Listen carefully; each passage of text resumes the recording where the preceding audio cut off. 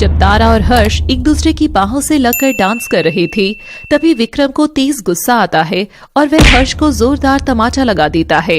बदतमीज, इस बेहया औरत के चक्कर में आकर तूने भी बेहयाई ओढ़ ली है। हाय हाय भाई साहब, मेरे को तो लगता है इस लड़की ने जरूर कुछ टोना टोटका कर रखा है। मैंने सुना है ऐसी औरतों को काला जादू आता है। अच्छा आंटी, ऐसी औरतें मतलब कैसी औरतें, क्या लगे इनमें? हाँ आंटी बताइए। और तभी हर्ष तारा का हाथ खींचकर उस आंटी के सामने लाता है। देखिए आंटी, कुछ अलग है क्या इसमें? आप सभी बताइए, ऐसी औरतें वैसी औरतें, क्या होता है ऐसा वैसा होना? क्या तारा का औरत होना काफी नहीं है? क्या तारा के भी आम औरत की तरह दिल नहीं है जिसमें ममता भरी हुई है? क्या कोख नहीं है जहाँ वो नई जिंदगी को पाल सकती है? क्या एक नाजुक सीना नहीं है जिससे लगाकर वो बच्चों को दूध पिला सकती है? और ऐसे कहकर हर्ष तारा के सीने से उसका दुपट्टा हटा देता है और सब लोग नजरें फेर लेते हैं और वह औरत भी नजरें झुका लेती है। देखिए ना, अब आप नजर क्यों फेर रहे हैं? क्या हुआ, शर्मा गई? डैड मॉम देखिए ना तारा की ओर और बताइए, क्या वो औरत नहीं है? आखिर क्या नहीं है उसके पास? आँख, नाक, कान, कोख, नाजुक सीना, कोमल हाथ, रोती हुई आंखें, क्या नहीं है? लज्जा नहीं है मेरे बच्चे, लज्जा औरत का सबसे अनमोल गहना नहीं है जो पैसों के लिए अपने बदन को नग्न कर दे। वो औरतें होती है ऐसी औरतें। और जो औरत अपनी जुबान से भरी महफिल में अपनी बहू को, मेरी तारा को नंगा कर रही है, सरेआम उसकी इज्जत तार तार कर रही है, ऐसी औरत को क्या कहेंगे? मॉम? मॉम तो शायद बिल्कुल नहीं कहेंगे। और आंटी? हर्ष का तारा के सपोर्ट में ऐसा जवाब सुनकर सब लोग वहाँ खड़े होकर तालियां और सीटियां बजाने लग जाते हैं। वाह, क्या बोल रहा है लड़का। सबके पति ऐसे प्रोटेक्टिव हो जाएं तो ना ही किसी की सास बहू को तंग करे और ना ही जमाना बेशरम होके उनका जीना हराम करे। मजा आ गया। सही कहा। आखिर कब तक एक औरत ही अपनी मर्यादा के लिए आवाज उठाए और गालियां भी वही खाए? आखिर मर्द को भी अपनी अर्धांगिनी के लिए ललकार लगानी ही होगी। शाबाश हर्ष, तारा ऐसी है या वैसी ये तो मैं नहीं जानती, मगर ये तुम्हारी है, इसका सबूत तुम दे चुके हो। भगवान इस जोड़ी को खूब हिम्मत दे। हर्ष बेटा, मर्यादा एक औरत का सबसे बड़ा गहना जरूर है, मगर अगर वही लाशर्म एक पत्नी के पांव की जंजीर बन जाए तो एक पति कैसे हथियार उठा सकता है? इसका उदाहरण तुम दे चुके हो। विक्रम भाई साहब, आपका बेटा हीरा है, हीरा, और इस हीरे की असली चमक ये तारा है। विक्रम और जानकी के तन बदन में आग सी लग चुकी थी। जहां वो तारा को जलील करने का इंतजाम कर बैठे थे, वहीं उन्हीं के खून हर्ष ने तारा को तो देवी बना दिया था। और वहां खड़े लोग जो कुछ देर पहले उन्हें पत्थर मार रहे थे, वही लोग अब तालियां और सीटी बजा रहे थे। बस तारा, बहुत सबूत दे दिए तुमने औरत होने का। अब बारी है तुम्हारी मेरी पत्नी कहलाने की। हाँ, ये तारा है एक तवायफ और मैं हूँ तवायफ का पति। ये मेरी कहानी है। हर्ष व्यथा एक तवायफ के पति की, और नाज है मुझे मेरी इस कहानी पर। हर्ष तारा का हाथ थामता है, उसका दुपट्टा सीने पर लगाता है। अब तक तारा की जो नजरें झुकी हुई थी, वो नजरें अब गर्व और हिम्मत से उठ चुकी थी। वह प्यार भरी निगाहों से हर्ष की ओर देखती है। एक जंग तारा और हर्ष जीत चुके थे और उनकी एक जंग जानकी और विक्रम से थी। उस रात सब मेहमानों के जाने के बाद तारा को अपनी नई पहचान मिल गई थी। अब वो सिर्फ तवायफ तारा नहीं, बल्कि हर्ष की पत्नी के रूप में अपनाई गई थी। देखा माला ताई, मैं नहीं कहती थी इस तारा का चांद जरूर आएगा, वो भी ऐसा जो अमावस्या के दिन भी कभी मेरी जिंदगी से गायब नहीं होगा। हाँ तारा, देखा मैंने कैसे तूने अपना सपना सच कर दिखाया और अपनी ताही को गलत साबित कर दिया। तवाइफे भी अब सपने देख सकती है, और वो भी सिर्फ हर्ष ने जो तुझे हिम्मत दी है उसकी वजह से। माला हर्ष के पास जाकर उसका चेहरा सहलाती है। जिस दिन तुझे पहली बार माला की हवेली में देखा था, तब मैं तुझे देखते ही समझ गई थी कि तू इन सब लोगों की तरह शरीर का भूखा नहीं बल्कि प्यार का भूखा है। तूने साबित कर दिया हर्ष कि शहर के इन चिकने लड़कों की तरह तेरी रीढ़ की हड्डी कमजोर नहीं बल्कि लोहे की तरह मजबूत है। खुश रहे बच्चे, बस मेरी तारा का ध्यान रखना। मनोरमा, कजरी और माला तारा से मिलकर चली जाती हैं। हर्ष ने मेरे लिए इतना कुछ किया है, आज मैं भी उसको प्यार देना चाहती हूँ। बस अब समय आ गया है पति पत्नी के इस रिश्ते को मजबूत करने का। और तारा उस रात लाल सलवार कमीज पहनकर तैयार होकर अपने नौकर वाले कमरे को ही खूब सजाती है और रसोई घर से मोमबत्तियां उठाकर उनका इस्तेमाल करती है। मेरे पास ज्यादा साधन ना हुआ तो क्या है, हर्ष के लिए मन में प्यार तो बहुत है। अब हर्ष को बहाने से बुला लेती हूँ। जैसे ही तारा उस कमरे से बाहर आती है, वैसे ही उसे जोर से एक धक्का लगता है और वह कमरे में फिर से जाकर गिर जाती है। और तभी कमरे का दरवाजा कोई बाहर से बंद कर देता है, जो कि और कोई नहीं बल्कि जानकी ही थी। मेरे बेटे के करीब आने की प्लानिंग कर रही है ना तू, मगर मैं तेरा ये इरादा कभी पूरा नहीं होने दूंगी। जब तक मैं तुझे हर्ष की जिंदगी से बाहर फेंकने तक तुझे उसके करीब कभी नहीं जाने दूंगी, कभी भी नहीं। अब पड़े रहे अंदर ही। माँ जी नहीं, दरवाजा खोलिए प्लीज, दरवाजा खोलिए।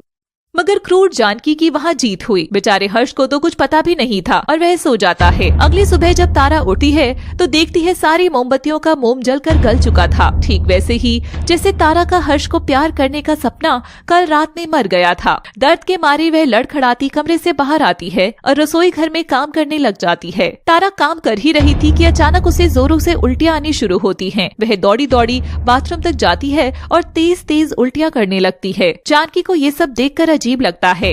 इसे भला कैसी बीमारी हो गई, ये तो खुद ही एक बीमारी है। खैर मुझे क्या। ए लड़की सुन, तेरी ये गंदगी साफ करने के बाद फटाफट नाश्ता बनाकर तैयार कर देना। आज मुझे और विक्रम को हर्ष के लिए लड़की देखने जाना है। बेचारी तारा क्या ही बोलती, वह चुपचाप काम करने लगती है। हर्ष भी उठ गया था। वह रसोई में तारा को काम करते हुए मुस्कुराता है। दक्ष भी अपने घर पहुंचता है। अनिकेत उसका वेट कर रहे थे। दक्ष अपनी ही सोच में गुम था। उसकी नजर अनिकेत पर नहीं पड़ती और वो सीधा अपने कमरे में जाने लगता है। अरे तुम आ गए, क्या बात है, लोकेशन पर बहुत टाइम लग गया। दक्ष यूं ही अपनी सोच में गुम था। हाँ वो लग गया थोड़ा टाइम। क्या हुआ बेटा, तुम खोए खोए से लग रही हो। नहीं कुछ नहीं, बस यूं ही। अनिकेत मुस्कुराते हैं और उसके कंधे पर हाथ रखते हैं। मैं सिर्फ तुम्हारा डैड हो गया, हम फ्रेंड्स भी तो हैं। डैड को ना सही अपने दोस्त से मन की बात शेयर कर लो। दक्ष हल्का सा मुस्कुरा देता है। एक काम करते हैं, तुम जल्दी से फ्रेश हो जाओ, तब तक मैं कॉफी बनाता हूँ, फिर आराम से बात करते हैं। ऑल राइट, ओके, मैं अभी चेंज करके आता हूँ। दक्ष अपने कमरे में चला जाता है। थोड़ी देर में वो चेंज करके हॉल में आ जाता है। अब बताओ क्या बात है। बात क्या, मैं एग्जैक्टली बात तो नहीं बता सकता, लेकिन एक कंफ्यूजन है। अगर एक इंसान का किसी चीज को देखने का शुरू से एक नजरिया रहा हो और अचानक से किसी दिन उसके नजरिए से बिल्कुल अलग कोई चीज हो जाए तो क्या करना चाहिए? एक पल में नजरिया बदल लेना चाहिए या इग्नोर कर देना चाहिए? अनिकेत मुस्कुराते हुए कहता है, एक पल में नजरिया बदल जाना आसान नहीं है, और जो चीज हमें हमारी सोच पर सवाल उठाने पर मजबूर कर दे उसे इग्नोर भी नहीं किया जा सकता। तो क्या करना चाहिए? उस चीज को नए पहलू से सोचकर देखना चाहिए, दोबारा से चीजों को ऑब्जर्व करना चाहिए, फिर दिल की बात सुनो कि उसे क्या सही लग रहा है। थैंक्स डैड, आप सच में मेरे बेस्ट फ्रेंड हैं। चलिए अब आप भी सो जाइए, मैं भी चलता हूँ। Good night. Good night. Daksh अपने कमरे में चला जाता है। दूसरी तरफ रिद्धि अपनी माँ को सारी बात बताती है। तुम चिंता मत करो, मैं एनजीओ में बात करूंगी इसके लिए और खुद उस बस्ती में जाकर लोगों से मिलूंगी। ओके, वैसे I am proud of you. आज जो तुमने किया मेरा सर गर्व से ऊंचा हो गया है। God bless you. वो दोनों एक दूसरे के गले लग जाती हैं। धीरे धीरे वक्त बीतने लगता है और काम भी तेजी से बढ़ने लगता है। एक दिन रिद्धि ऑफिस से जा रही थी। अमिता जिन औरतों को पढ़ाती है उन्हें पढ़ा रही थी। उनमें से एक औरत रिद्धि से बोलती है, बिटिया जो तुम पिक्चर बना रही थी वो बन गई क्या? हम भी देखेंगे। नहीं आंटी, अभी तो बननी शुरू भी नहीं हुई है। फिल्म बनाना चुटकियों का काम नहीं होता कि हीरो हीरोइन और जगह मिल जाए बस बन गई फिल्म। फिल्म फैसिलिटेशन ऑफिस यानी FFO, जो कि ministry of information and broadcasting government of India ने बनाया है, वहाँ से क्लियरेंस लेनी पड़ती है। किसी भी हिस्टोरिकल या पब्लिक साइट को यूज कर रहे हैं तो उसका भी परमिट लेना होता है। यहाँ तक कि अगर कोई इंसान जो कि इस दुनिया में नहीं है उसे किसी भी तरह से अगर हम अपनी फिल्म में दिखा रहे हैं तो उसके परिवार वालों से नो ऑब्जेक्शन लेटर लाना पड़ता है। बिटिया ये सब तुम हमें क्या बता गई? हमें तो कुछ भी समझ नहीं आया। रिद्धि अमिता की तरफ इशारा करते हुए बोलती है, कोई बात नहीं आंटी, आपकी टीचर है ना, इनसे पूछिए, ये बताएंगे आपको सब कुछ। रिद्धि अमिता की तरफ देखती है जिनका चेहरा उतरा हुआ था और हल्का सा गुस्सा भी चेहरे पर दिख रहा था। रिद्धि भी शांत हो जाती है। रिद्धि उस औरत से बोलती है, आंटी जब भी फिल्म बन जाएगी उस दिन हम सब साथ बैठकर देखेंगे, ठीक है? भगवान तुम्हें खूब तरक्की दे। रिद्धि मुस्कुराते हुए वहाँ से चली जाती है। सारा पेपर वर्क कंप्लीट होते होते लगभग 2 महीने बीत गए थे। साथ ही साथ हर छोटे बड़े रोल के लिए भी एक्टर्स फाइनल हो गए थे। इन दिनों दक्ष में भी कुछ बदलाव आया था जो शायद वो खुद महसूस नहीं कर रहा था, लेकिन उसके आसपास के लोगों को नजर आ रहा था। जितनी चिढ़ और ईगो चीजों को लेकर पहले उसके मन में थी, अब शायद कुछ कम हो गई थी, या यूं कहें कि संगत का असर हो रहा था। दूसरी तरफ अमिता भी उस बस्ती के लोगों से मिलाई थी। जिस औरत ने अपने पति पर झूठा इल्जाम लगाया था उसे पुलिस के हवाले कर दिया गया था। रिद्धि ऑफिस पहुंचती है। दक्ष भी ऑफिस आ चुका था। दोनों अपने अपने काम में बिजी थे। थोड़ी देर बाद रिद्धि एक फाइल लेकर दक्ष के केबिन में आती है। मे आई कम इन सर? कम इन। सर मैंने सारे एक्सपेंसेस कैलकुलेट किए हैं। जिसके अकॉर्डिंग एस्टीमेट 35 करोड़ आ रहा है, जबकि कंपनी ने इस मूवी के लिए 30 करोड़ का बजट डिसाइड किया था। आप एक बार देख लीजिए, अगले हफ्ते से शूट स्टार्ट होना है। जो भी चेंजेस करने हैं मुझे बता दीजिए ताकि लास्ट मिनट प्रॉब्लम्स ना हो। तुम ये फाइल यहाँ छोड़ दो, मैं चेक करके इन्फॉर्म कर दूंगा तुम्हें। Okay, thank you. Riddhi cabin से चली जाती है। दक्ष फाइल चेक करने लगता है। चीजें चेक करने के बाद उसे कहीं कुछ भी एक्स्ट्रा नहीं लगता। वो अकाउंट्स में बजट बढ़ाने के लिए कह देता है। वो रिद्धि को केबिन में बुलाता है। आपने बुलाया? हाँ, मैंने अकाउंट्स में बात कर ली है। मैंने फिल्म का बजट 5 करोड़ रुपए बढ़ाने को कह दिया है। रिद्धि उसे हैरानी से देखने लगती है। क्या हुआ, ऐसे क्यों देख रही हो? रिद्धि खुद से कहती है, ये बिल्ली के गले में रस्सी किसने बांध दी? कैसी बहकी बहकी बातें कर रहा है ये, यकीन ही नहीं आ रहा। दक्ष उसकी बात सुन लेता है और चिढ़कर बोलता है, कुछ कहा तुमने? रिद्धि हल्का सा उसे चढ़ाते हुए बोलती है, नहीं सर, बस थैंक यू बोल रही थी आपको। वो बहुत मुश्किल से अपनी हंसी कंट्रोल करती है। दक्ष उसे ऐसे देखकर मुंह बनाता है। मैं चलती हूँ सर। वो जल्दी से केबिन से चली जाती है और अपने डेस्क पर जाकर हंसने लगती है। प्रिया उसके पास आती है। क्या हुआ रिद्धि, तुम इतना क्यों हंस रही हो? यार मैं तुम्हें क्या बताऊं, मुझे खुद ही नहीं पता कि मुझे इतनी हंसी क्यों आ रही है। अजीब हो तुम तो। प्रिया हंसते हुए वहाँ से चली जाती है। एक हफ्ता यूं ही गुजर जाता है। आज से शूट शुरू होना था। सब लोग शूटिंग लोकेशन पर पहुँचते हैं। एक अलग सा ही नजारा था वहाँ का। हर कोई अपने अपने काम में लगा हुआ था। रिद्धि हर किसी को बहुत ध्यान से देख रही थी। उसकी आंखों में एक अलग ही चमक थी। शायद आज तक जो सपना बंद आंखों ने देखा था वो खुली आंखों से सच होता दिख रहा था। लाइट, कैमरा, एक्शन, इन 3 शब्दों का न जाने कब से उसके कानों को इंतजार था। फिल्म की शूटिंग स्टार्ट होती है। सब अपने अपने किरदारों को बहुत अच्छी तरह से निभा रहे थे। दीपिका डोनाल्ड, जिन्हें माँ का किरदार निभाना था, वो अपना सीन दे रही थी। लेकिन जो कमी रिद्धि ने दक्ष को बताई थी वो उसे भी कहीं ना कहीं महसूस हो रही थी। दक्ष खुद से कहता है, शायद रिद्धि सही कह रही थी। वो पीछे पलटता है तो उसके पीछे रिद्धि खड़ी मुस्कुरा रही थी। क्या हुआ सर, आपने कुछ कहा? दक्ष थोड़ा करते हुए बोलता है, कुछ नहीं, मैं क्यों कुछ कहूँगा, तुम अपने काम पर ध्यान दो। दक्ष वहाँ से चला जाता है और रिद्धि हंसने लगती है। रिद्धि की नजर एक अधेड़ उम्र की औरत पर पड़ती है जो दूर खड़ी शूटिंग को बहुत ध्यान से देख रही थी। वो उस औरत को सुबह से वही खड़ा देख रही थी। थोड़ी देर में लंच ब्रेक हो जाता है और शूटिंग रुक जाती है। आज जल्दी में वो टिफिन नहीं लाई थी तो वो इधर उधर कोई दुकान ढूंढने लगती है। उसे दूर अपनी माँ कुछ बस्ती के लोगों के साथ खड़ी दिखती है। वो उनके पास आती हैं। अरे माँ, आप यहाँ? हाँ, मैं कुछ दिनों से यहाँ आ रही हूँ। मैंने एनजीओ में बात की है और हम लोग यहाँ पर नाइट स्कूल बनाएंगे। इसके लिए कोशिश कर रहे हैं, लेकिन उसमें थोड़ा वक्त लग सकता है।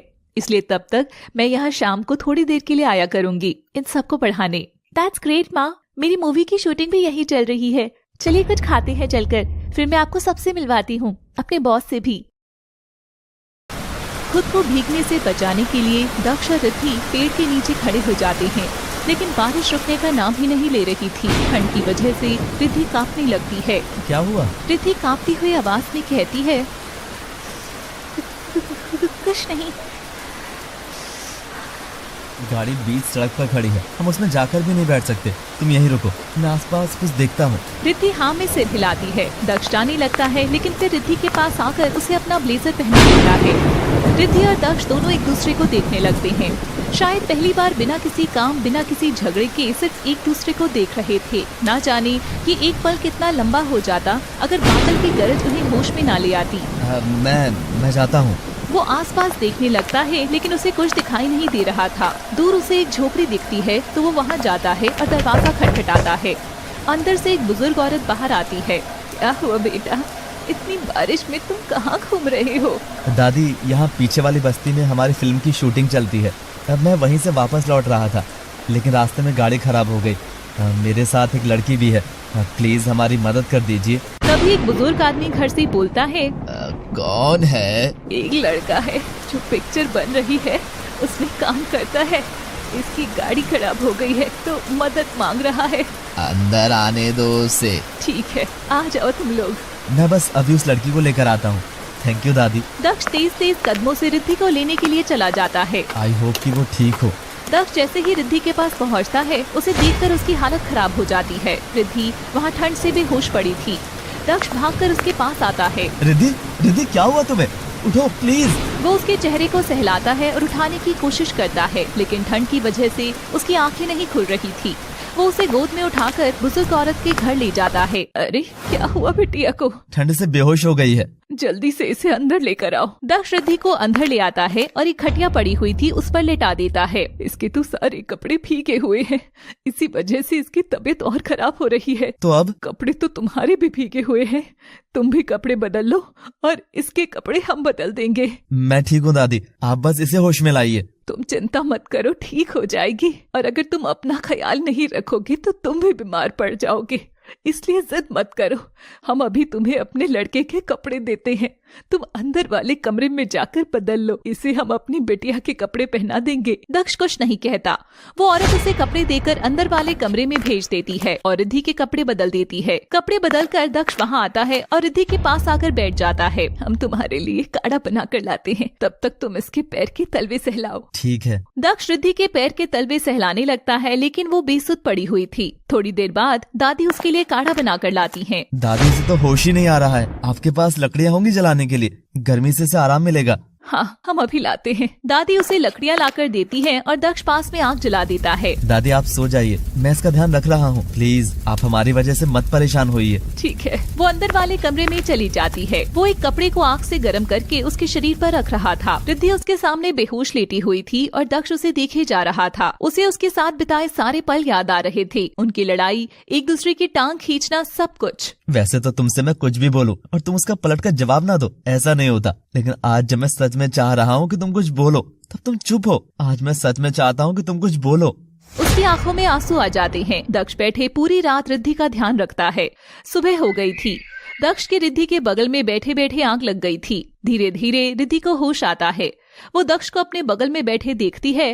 वो धीरे धीरे उठने की कोशिश करती है। आसपास हुई हलचल से दक्ष की आंख भी खुल जाती